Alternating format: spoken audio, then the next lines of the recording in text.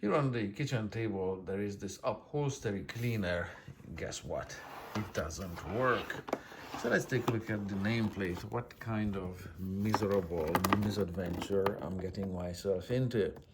This is the make and model number on it. And yes, it does say household type.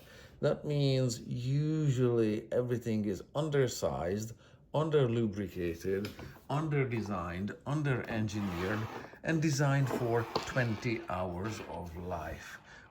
50, whatever.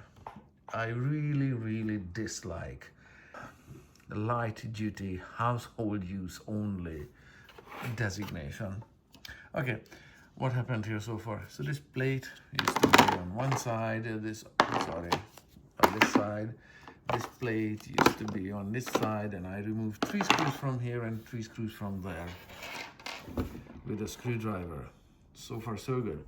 Underneath this, I removed a small motor coming to it, disconnected 2 hoses, this one with some sediment in the hose but no clog, and this second one there, and disconnected these 3 wires leading to the motor. There is voltage on the black and the red wires, the green is ground. And then we come to the, that's a broken tab, and then we come to the motor, which has this intake port for taking in clean water with soap in it.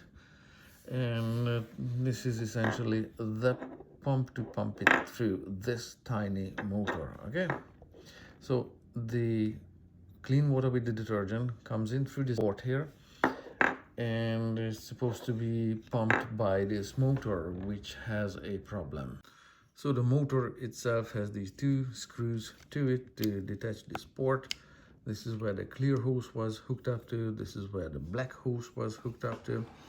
And if you disconnect this one and blow air in, bubbles and air come out the other side. So this one is free and clear of clogs. However, this motor has a motor shaft there, which should be free spinning, and this clearly doesn't do that. It's seized. It has somewhat of a half visible nameplate. Let's take a better look at this. So let's take a look at what we've got here. That's the full nameplate on it.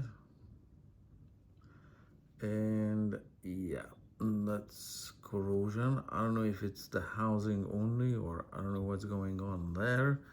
This corrosion doesn't bode well at all. Let's see. Yeah, the sediment or whatever is built up there, it's not looking good at all.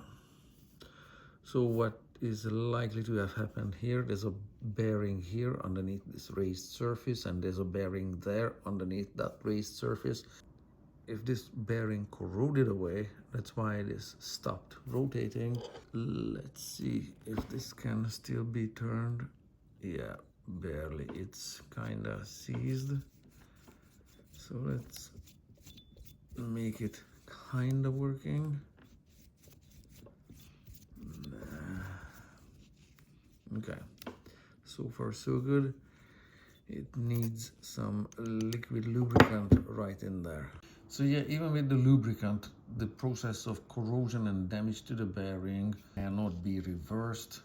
So I'm just doing it out of curiosity here, see how bad the bearings are, whatever. It's really jittery. It kind of stops rotating there and there and there and there. Really bad. So I need to go to some motor supply place and find something like this. Either that or the whole carpet cleaning machine is garbage. The whole thing. I really hate throwing things away. Okay, as corroded as it is, I put it together because I just simply don't have another motor here with me today.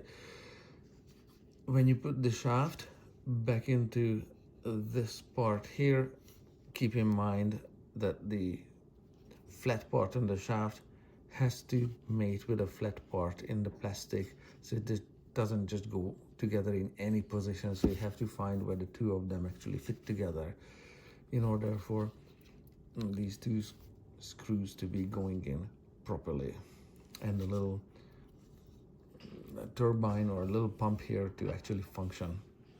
All right, test run time. I plugged it in. If this motor moves in any way, that means it's working. Oh yeah, it's spinning, it's got suction, let's see. Nice. There are blue sparks inside the motor, so the motor is running.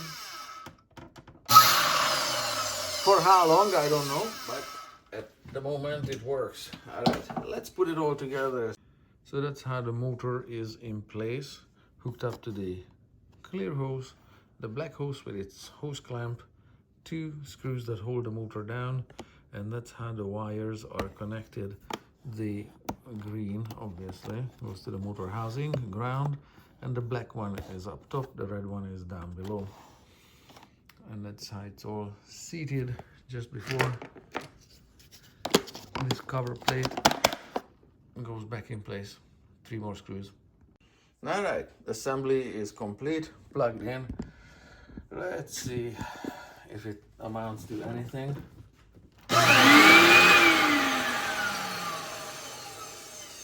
You're gonna have to press this button to see any water coming out of this here.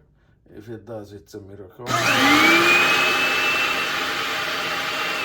Wow, by the thinnest of margins, this might actually work.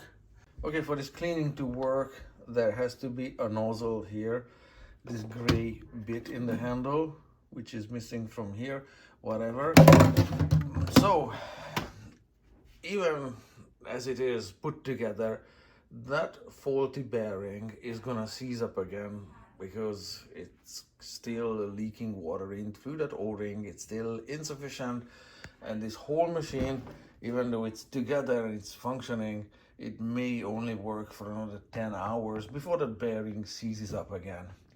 So there, household use only. Congratulations.